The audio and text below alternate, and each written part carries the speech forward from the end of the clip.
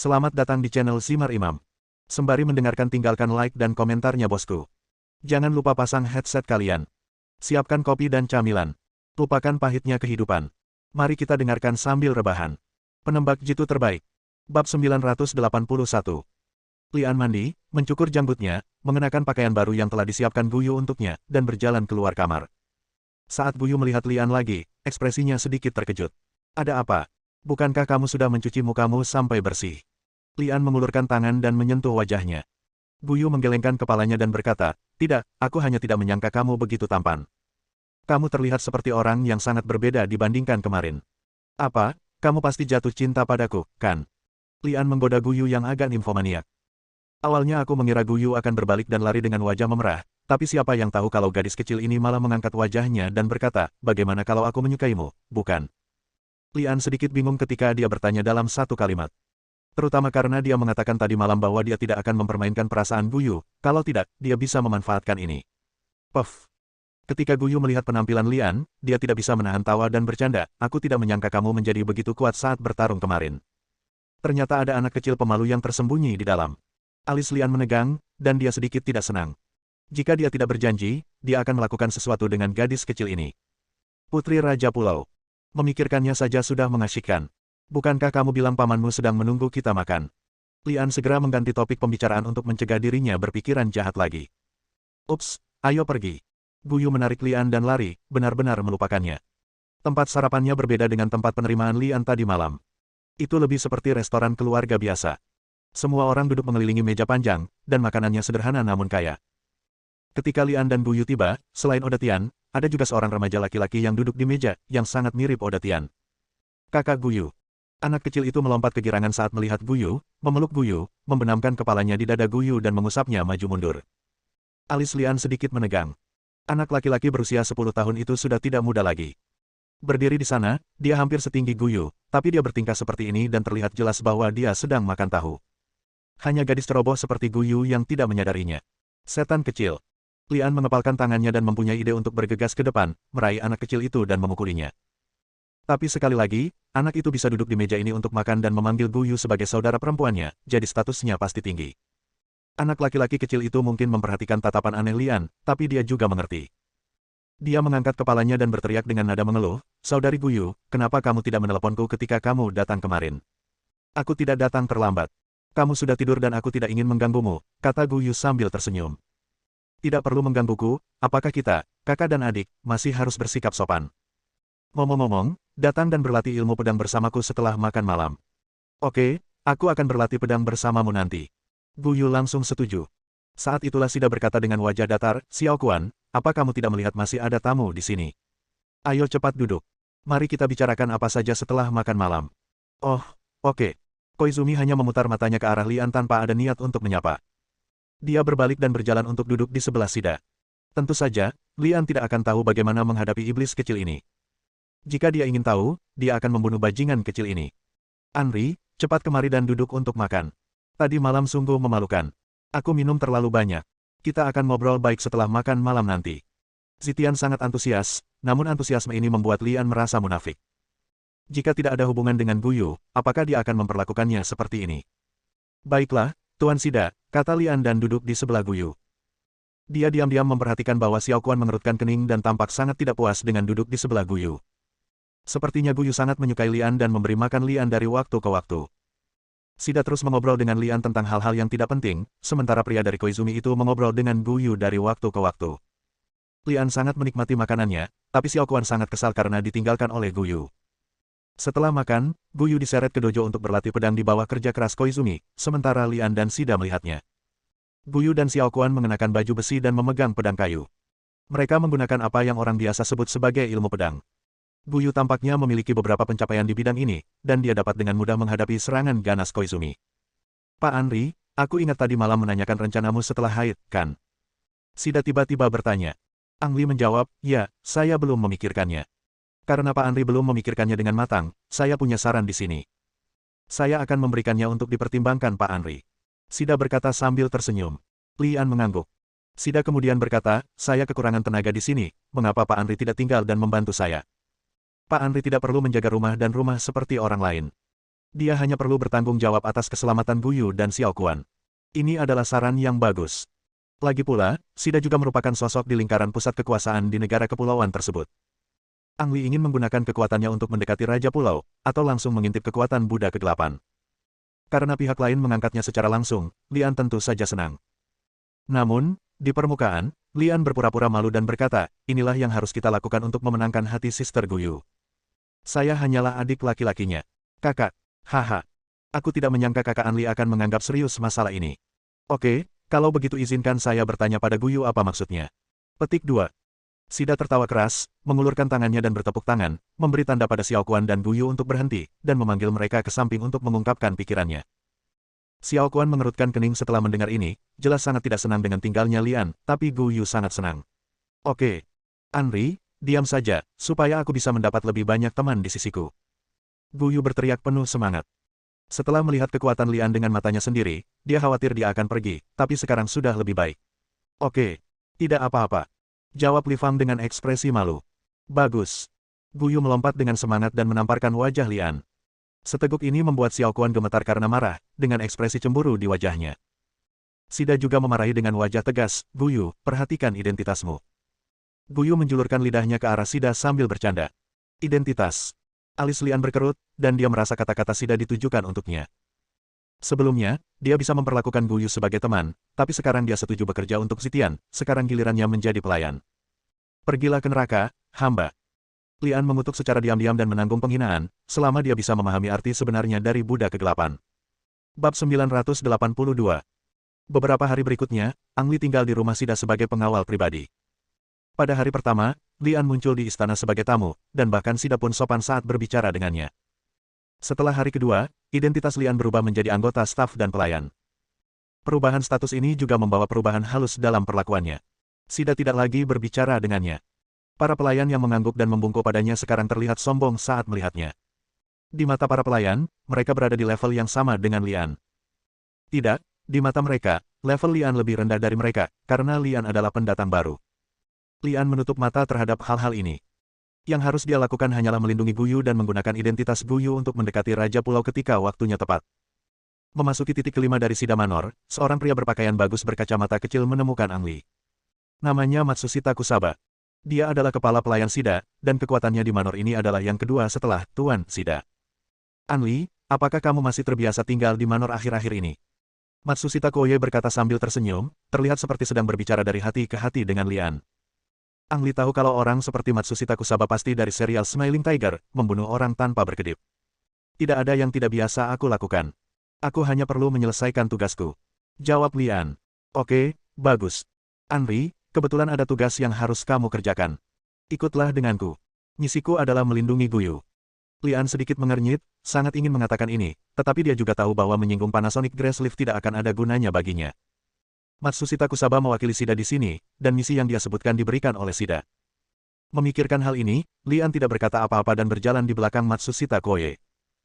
Matsushita Koye tidak mengucapkan sepatah kata pun di jalan, dan membawa Lian ke dalam truk tempat para pelayan sedang berbelanja, dan pergi dari Sida Manor. Truk tersebut berbelok ke kiri dan kanan di kawasan perkotaan yang ramai, dan setengah jam kemudian memasuki tempat parkir bawah tanah, di mana kendaraan niaga Honda sudah menunggu mereka. Begitu truk berhenti, pintu kendaraan niaga terbuka, dan seorang pria berpenampilan garang berjas hitam dan kacamata hitam dengan dua bekas luka di wajahnya keluar. Di mana orangnya? Matsushita Kuwabao bertanya pada pria itu. Pria itu berbalik dan melambai ke mobil komersial. Segera, dua pria berpakaian sama keluar sambil menggendong seorang pria parubaya bermata hitam yang tampak seperti pecandu narkoba. Xiao He, bagaimana perasaanmu? Kata Matsushita Grassleaf dan melemparkan kipas angin ke pecandu.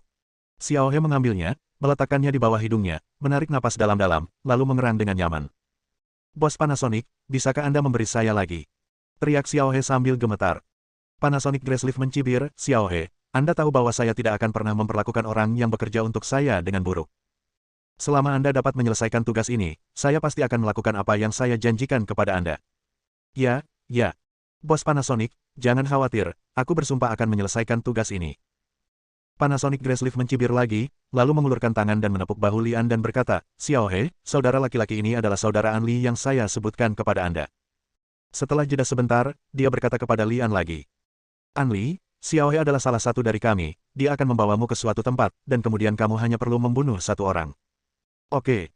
Pada titik ini, Lian tidak bisa menolak meskipun dia menginginkannya. Semoga beruntung. Setelah mengatakan ini, Matsushita Koye menutup pintu mobil dan pergi dengan truk. Adapun pria berjas hitam dan berkacamata hitam, mereka juga melaju dengan kendaraan niaga, hanya menyisakan Ang Li dan pecandu narkoba. Halo, namaku An Li. Lian mengulurkan tangannya dan berkata. Pecandu itu tampak sedikit tersanjung.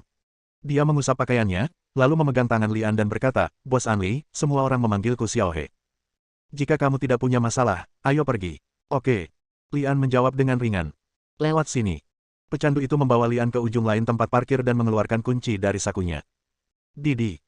Sebuah stasiun wagon yang tampak kotor dan terlihat seperti baru saja dikeluarkan dari tempat pembuangan sampah dan akan jatuh kapan saja, mengeluarkan suara memekik. Mobil ini sangat cocok untuk pecandu narkoba. Lian mengutuk dalam hatinya, dia dan Xiaohe masuk ke dalam mobil dan pergi keluar dari tempat parkir bawah tanah, dan mulai berjalan keliling kota lagi. Siapa yang akan kubunuh? Lian bertanya. Ini. Xiaohe sedikit malu dan berkata. Bos An Li, bukannya aku tidak akan memberitahumu, tapi sebenarnya aku tidak terlalu jelas tentang hal itu. Saya hanya tahu satu lokasi, dan kami tidak akan tahu targetnya sampai kami tiba. Mendengar ini, Lian tidak bertanya lagi. Xiaohe hanyalah pesuruh dan tidak mungkin tahu terlalu banyak. Namun Panasonic Grassleaf tidak secara langsung memberitahukan target dan alamatnya, melainkan harus melalui seorang pecandu. Lian selalu merasa ada yang mencurigakan di dalamnya.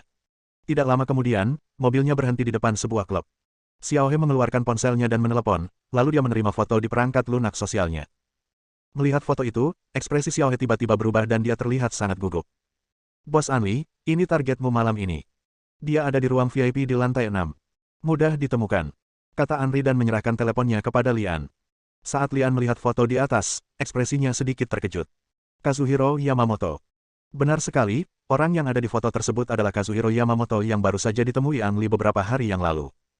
Dia ternyata adalah target yang ingin dibunuh oleh Matsushita Kusaba atau Shida. Sepertinya ini adalah cobaan, atau keluarga Yamamoto telah menyinggung Shida hingga dia ingin menyingkirkan Kazuhiro Yamamoto. Ketika semuanya sampai pada titik ini, Lian menyadari bahwa dia tidak punya jalan keluar dan hanya bisa terus bergerak maju. Aku tahu. Lian menjawab dengan ringan dan pergi. Bos An Li, apakah kamu tidak memegang ponselmu? Xiaohe menjulurkan kepalanya keluar jendela mobil dan bertanya, rupanya karena dia takut Lian akan membunuh sasaran yang salah. Tidak, aku sudah mengingatnya. Jawab Lian. Baiklah kalau begitu, aku akan menunggumu di dalam mobil. Lian tidak terburu-buru memasuki kantor. Sebaliknya, dia berjalan mengitari clubhouse terlebih dahulu, mengamati medan dan angkatan bersenjata di sini, lalu menyelinap masuk. Seorang pramusaji bertubuh serupa menjadi incaran Ang Li. Setelah dipukul hingga pingsan oleh Ang Li, ia berganti pakaian. Lian yang menyamar sebagai pramusaji membawakan minuman ke lantai 6, ada petugas keamanan yang berdedikasi di sini, bahkan para pramusaji pun harus menjalani pemeriksaan keamanan saat datang ke sini. Detektor logam menembus tubuh Lian untuk memastikan dia tidak membawa senjata sebelum penjaga keamanan membiarkannya lewat. Hanya ada satu ruang VIP di seluruh lantai 6, yang sangat mudah ditemukan. Lian berdiri di depan pintu ruang VIP dan melihat ke dalam melalui celah pintu. Yamamoto Kazuhiro duduk di seberangnya. Bab 983. Saudara Ichiro, kali ini Anda tidak hanya menyelesaikan perselisihan dengan klan Musashi di sana, tetapi juga pergi ke alam rahasia pencerahan. Dapat dikatakan bahwa Anda telah mencapai kemenangan besar. Di ruang VIP, seorang pemuda yang beberapa tahun lebih muda dari Kazuhiro Yamamoto sedang memegang gelas wine dan berkhotbah dengan penuh semangat di wajahnya. Yamamoto Kazuhiro baru saja kembali dari Yokohama selama 2 hari. Malam ini, sekelompok temannya di Kyoto akan mendukungnya. Perjalanan ke Yokohama bisa dikatakan membuat Kazuhiro Yamamoto bangga, terutama peningkatan pesat dalam budidayanya yang membuat iri saudara-saudaranya. Hanya Yamamoto Kazuhiro yang tahu di dalam hatinya bahwa perselisihan dengan keluarga Musashi berakhir karena kedua keluarga telah kehilangan banyak elit di alam rahasia pencerahan, dan itu adalah saat di mana mereka perlu memulihkan diri. Selain itu, Miyamoto Xiaohe dipindahkan kembali ke Kyoto, di mana klan Musashi kehilangan seorang jenderal yang dapat mengendalikan situasi secara keseluruhan dan harus mencari perdamaian dengan keluarga Yamamoto. Bisa dibilang medan pertempuran utama kedua keluarga besar tersebut diam-diam telah berpindah dari Yokohama ke Kyoto. Yamamoto Kazuhiro kembali kali ini untuk mempersiapkan perang. Adapun perjalanan ke alam rahasia pencerahan Buddha, terlihat sangat mulia, tetapi hanya Yamamoto Kazuhiro yang tahu betapa menyakitkannya itu. Belum lagi kehilangan Yamamoto Suru, paman keluarga yang kuat, kuncinya adalah dia tidak mendapatkan harta rahasia, yang membuatnya sangat menyesal. Pintu menuju dunia rahasia telah hancur total. Yamamoto Kazuhiro tahu bahwa dia tidak akan pernah mendapatkan harta karun dari dunia rahasia itu lagi. Ini hanya lelucon, jika kamu memasuki dunia rahasia pencerahan bersamaku, kamu akan memiliki banyak kesempatan, kata Yamamoto Kazuma sambil tersenyum. Saudara Yamamoto, tolong berhenti bercanda. Memasuki alam rahasia pencerahan Buddha. Haha, hanya saudara Yamamoto di sini yang memiliki keberanian seperti itu. Petik 2. Benar, benar. Kita tidak punya nyali untuk memasuki alam rahasia pencerahan Buddha. Ini adalah tempat di mana kita ditakdirkan untuk masuk tetapi tidak ditakdirkan untuk kembali. Benar, daripada masuk dan mengambil risiko itu, lebih baik kita bersenang-senang di sini sambil minum dan menjemput gadis-gadis. Saudara Yamamoto, kamu benar-benar satu-satunya di sini yang memiliki kualitas heroik seperti itu. Jika tidak, kami tidak akan menghormati kamu sebagai kakak tertua kami, kan? Yamamoto Kazuhiro diangkat ke langit oleh semua orang, dan dia merasa sedikit gembira. Dia mengangkat gelas anggurnya dan berteriak, ayo, minum, kamu tidak akan pulang sampai kamu mabuk malam ini. Lakukan. Hei, anggurnya tidak ada lagi. Pelayan, bawakan anggurnya. Lian mengamati secara diam-diam dan menemukan bahwa kecuali Kazuhiro Yamamoto, yang memiliki kekuatan alam seni bela diri, yang lainnya semuanya berada di bawah alam seni bela diri, dan dua di antaranya hanya berada di alam master seni bela diri. Ini benar-benar kesempatan bagus untuk memulai. Mendengar seseorang meminta minuman, Lian masuk sambil membawa minuman. Tuangkan anggurnya dengan cepat. Desak seorang pria gemuk. Lian mengambil botol wine dan menuangkan wine untuk semua orang. Saat dia berjalan ke arah Yamamoto Kazuhiro, yang sudah mabuk dan kabur, terkejut dan berteriak, Kakak Yamamoto, ada apa? Tanya seorang pria kurus di sebelahnya. Tidak apa-apa, mungkin aku salah melihatnya. Yamamoto Kazuhiro berkedip keras dan menatap Lian. Lian menyeringai dan berkata, tidak, kamu membacanya dengan benar, ini aku. Kamu belum mati. Seru Yamamoto Kazuhiro kaget, lalu berkata tak percaya, tidak mungkin, bahkan Paman He pun terjebak di alam rahasia pencerahan, bagaimana kamu bisa pergi dari sana? Sebaiknya kau bertanya pada Yamamoto Suru tentang hal ini, kata Lian dan membanting botol itu ke kepala Yamamoto. Dengan suara, pop cairan merah memercik ke Yamamoto Kazuhiro, yang terlihat lebih menakutkan daripada darah. Sebelum Yamamoto Kazuhiro sempat mengeluarkan suara, orang-orang di sebelahnya berteriak terlebih dahulu. Siapa kamu? Kamu berani menyerang saudara Yamamoto dan mempertaruhkan nyawamu. Berhenti, aku perintahkan kamu berhenti, apa kamu mendengarku? Bagaimana Ang Li bisa memperhatikan badut-badut ini dan mengusir mereka? Dengan suara, bang, dada Yamamoto penyok, dan dia terbang mundur.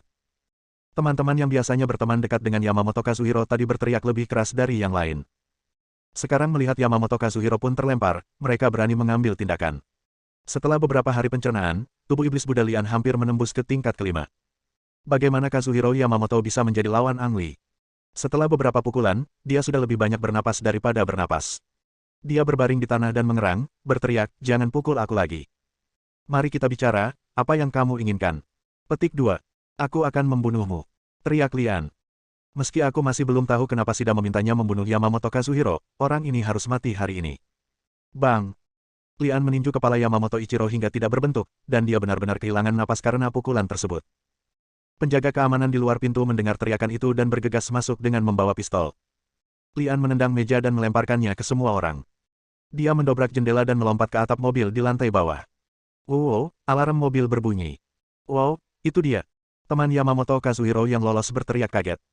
Lian mengabaikan orang-orang ini dan langsung berlari menuju stasiun wagon Xiaohe yang rusak. Dia membuka pintu dan berteriak, ayo cepat pergi. Hah. Begitu pantat Lian mendarat di kursi, dia merasakan sedikit bahaya dan buru-buru berbaring. Engah. Terdengar suara pelan, dan Xiaohe, yang baru saja memutar kunci untuk menyalakan mobil di kursi depan, menjentikkan kepalanya, dan kopilot menyemprotkan darah kemana-mana. Kelopak mata Lian sedikit tenggelam, dan dia berpikir, ups. Xiaohe sebenarnya dibunuh oleh pria bersenjata, yang memberi firasat buruk pada Lian. Pria bersenjata itu tidak menembak lagi. Lian mengulurkan tangan dan menyentuh tubuh Xiaohe dan menemukan buku catatan mengemudi pihak lain. Sungai Musashi. Nama lengkap Xiaohe tertulis di buku catatan mengemudi. Lian mengerutkan kening dan tiba-tiba menyadari sesuatu. Target Shida malam ini bukanlah Yamamoto Kazuhiro, melainkan dirinya dan klan Musashi. Meski konon klan Musashi sudah lama ingin menyingkirkannya, namun identitasnya sebagai suami Miyamoto Xiaohe memang benar adanya. Sekarang dia telah membunuh Yamamoto Kazuhiro, itu setara dengan memprovokasi perang antara klan Musashi dan klan Yamamoto. Sejujurnya, Ang Li sama sekali tidak peduli siapa yang hidup atau mati antara keluarga Yamamoto dan keluarga Musashi, tapi perasaan dijadikan senjata sungguh tidak enak. Shida, kamu bajingan. Lian mengutuk secara diam-diam. Mengenai bagaimana Shida mengetahui identitasnya, Ang Li tidak memikirkannya secara detail. Orang seperti Shida pasti mempunyai banyak jaringan intelijen, dan apa yang terjadi di Yokohama lolos dari pandangan dan telinganya. Situasi saat ini sangat tidak menguntungkan bagi Ang Li. Karena Shida memanfaatkan Lian, dia tidak akan pernah membiarkannya terus hidup dan jatuh ke tangan keluarga Yamamoto atau klan Musashi. Pembunuhan dan pembungkaman sangat diperlukan. Dengan kata lain, tidak ada cara untuk kembali ke rumah Shida. Kembali seperti melemparkan dirimu ke dalam jebakan. Lian membuka pintu mobil dan berjalan keluar. Setelah mengambil beberapa langkah, dia mendengar suara, ledakan, dan sebuah roket menghantam dari sudut yang gelap. Bab 984. Lian berbaring di tanah untuk menghindari serangan roket. Pada saat yang sama, dia melihat ke arah roket dan melihat sebuah kendaraan komersial melompat keluar dari kegelapan dan melarikan diri dengan cepat. Jelas sekali, kendaraan niaga inilah yang pernah dilihat Lian di tempat parkir bawah tanah. Mereka tidak menembak ketika saya berada di dalam mobil tadi, dan tujuannya sangat jelas. Mobil rusak dan mayat adalah barang bukti yang ditinggalkan Shida kepada keluarga Yamamoto. Lian mencibir di dalam hatinya, mengangkat tangan kanannya sedikit ke arah mobil, dan seekor burung api terbang keluar dan menyerang mobil itu. Dengan ledakan, mobil itu tersulut api. Setelah menghancurkan apa yang disebut bukti, Lian bergegas maju tanpa menoleh ke belakang. Kyoto adalah tempat yang asing baginya, dan dia tidak tahu kemana harus pergi selanjutnya. Dalam waktu kurang dari setengah jam, berita pembunuhan Yamamoto Kazuhiro telah menyebar ke seluruh Kyoto. Dapat dikatakan bahwa setetes air jatuh ke dalam panci minyak, dan seluruh Kyoto menjadi mendidih dan menjadi sangat bergejolak. Rumah keluarga Yamamoto terletak di kawasan perkotaan paling makmur di Kyoto. Ini adalah salah satu dari sedikit bangunan kuno yang telah dilestarikan sepenuhnya. Saat ini, keluarga Yamamoto tidak tenang, dan ada aura pembunuh dalam kegelapan. Semuanya dimulai karena Yamamoto Kazuhiro terbunuh. Kazuhiro Yamamoto dianggap sebagai pemimpin di kalangan generasi muda dan merupakan tokoh kunci dalam pelatihan oleh keluarga Yamamoto. Perjalanan ke alam rahasia pencerahan Buddha memungkinkan Yamamoto Kazuhiro menerobos ke alam Wuzong. Jika tidak ada kecelakaan, dia akan memasuki lingkaran kepemimpinan inti keluarga Yamamoto di masa depan. Kini Yamamoto Kazuhiro tiba-tiba terbunuh, dan dia baru saja mencapai kesepakatan dengan keluarga Musashi. Bisa dikatakan satu batu menimbulkan ribuan gelombang. Saat ini, jenazah Yamamoto Kazuhiro diparkir di halaman terpencil rumah Yamamoto. Di ruang rahasia halaman lain tidak jauh dari situ, Yamamoto Xingyuan duduk bersama tiga lelaki tua berambut abu-abu. Anda harus memiliki setidaknya alam raja bela diri untuk memasuki rumah ini, dan di antara keempatnya, Yamamoto Xingyuan adalah yang terlemah. Di seberang empat orang ada tampilan layar besar. Saat ini, total 13 orang muncul di layar. Mereka adalah 13 orang inti yang mengendalikan operasi keluarga Yamamoto. Apakah sudah dikonfirmasi? Ya, sudah dipastikan. Nama pembunuhnya adalah Lian, dan dia adalah menantu dari keluarga Musashi. Li, bukankah Lian mati di alam rahasia pencerahan? Lian tidak keluar ketika pintu menuju alam rahasia pencerahan Buddha runtuh. Tidak ada yang tahu bagaimana dia bisa lolos hidup-hidup. Bagaimanapun, keluarga Musashi sama sekali tidak bisa dipisahkan dari masalah ini. Kematian Ichiro adalah surat tantangan keluarga Musashi kepada kita, dan kita harus menerimanya. Segalanya mungkin tidak sesederhana itu. Keluarga Musashi telah mencapai kesepakatan gencatan senjata dengan kita. Berperang saat ini tidak akan bermanfaat bagi keluarga kita. Orang-orang datang untuk membunuh kita, apakah kita masih harus menjadi kura-kura pengecut? 13 orang inti berdebat seperti anak-anak, dan akhirnya semua mata mereka tertuju pada pria parubaya di tengah dengan mata sedikit tertutup. Yamamoto Hiyori, kepala keluarga Yamamoto, saat ini adalah anggota keluarga Yamamoto dengan peringkat tertinggi dan juga anggota keluarga Yamamoto yang paling lama bertahan. Yamamoto Hiyori membuka matanya, menatap semua orang, dan berkata, masalah ini tidak sesederhana yang dibayangkan. Tentu saja, jika memang klan Musashi yang memprakarsai perang antara kedua klan tersebut, keluarga Yamamoto kita tidak boleh mundur. Lewati pesanan saya, semua orang dalam kondisi persiapan perang, siap memulai perang dengan keluarga Musashi kapan saja. Petik 2. Ya. Semua orang menjawab, tidak berani menentang perkataan keluarga. Xingyuan. Panggil Yamamoto Hiyori. Ini. Yamamoto Xingyuan mendongak. Yamamoto Hiyori memerintahkan, Anda bertanggung jawab untuk menemukan anak itu, dan selidiki dulu masalahnya dengan jelas. Ya. Yamamoto Xingyuan menjawab. Ini mengakhiri konferensi terkait perkembangan masa depan keluarga Yamamoto. Xingyuan, tunggu sebentar. Orang tua abu-abu yang berada di ruangan yang sama dengan Yamamoto Xingyuan menghentikan Yamamoto Xingyuan yang hendak pergi. Yamamoto Xingyuan berhenti dan melihat ke pihak lain, tetapi tidak berbicara. Li, menurutmu Kren benar-benar mati? Tanya lelaki tua itu. Saya tidak tahu.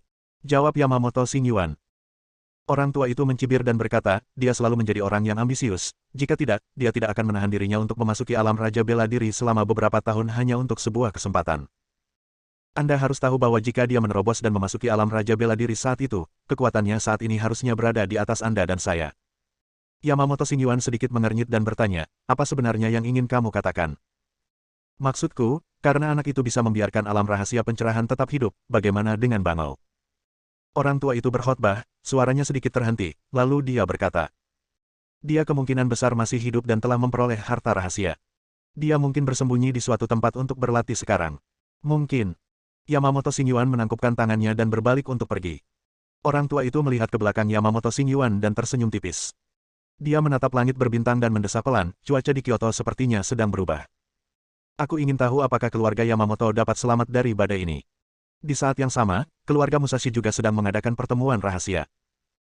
Berbeda dengan keluarga Yamamoto, dalam pertemuan keluarga Musashi kali ini muncul seorang wanita yang budidayanya belum memasuki ranah bela diri, yaitu Miyamoto Xiaohe.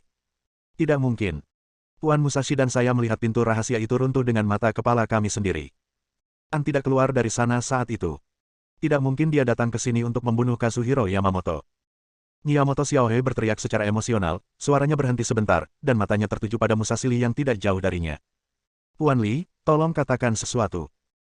Musashi memandang Miyamoto Xiaohe dengan ekspresi berat, dan berkata dengan suara rendah, Xiaohe, kamu benar, ketika pintu rahasia itu runtuh, Li An tidak keluar darinya. Tapi, Xiaohe, kamu juga telah melihat informasi yang baru saja kami kumpulkan. Gambar yang diambil oleh kamera pengintai klub memang milik suamimu. Selain itu, trik yang dia gunakan untuk menghancurkan mobil di luar klub pasti merupakan harta karun yang diperoleh dari alam rahasia pencerahan. Karena ia bisa memperoleh harta karun tersebut, bukan tidak mungkin menemukan cara lain untuk meninggalkan alam rahasia pencerahan.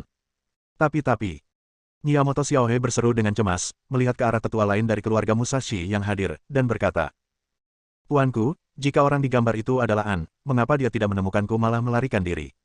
Bunuh Yamamoto Kazuhiro. Tidak ada yang menjawab pertanyaan Miyamoto Xiaohe, karena setiap orang yang hadir memiliki hantu di dalam hatinya. Semua orang tahu kecuali Miyamoto Xiaohe. Keluarga Musashi tidak akan membiarkan Li An hidup, dan Li An sudah mengetahui bahwa keluarga Musashi ingin menyingkirkannya. Dapat dikatakan bahwa membunuh Yamamoto Kazuhiro berarti memprovokasi perang antara kedua klan dan memanfaatkan keluarga Yamamoto untuk melakukannya mengkonsumsi kekuatan keluarga Musashi sebagai balas dendam. Bersambung.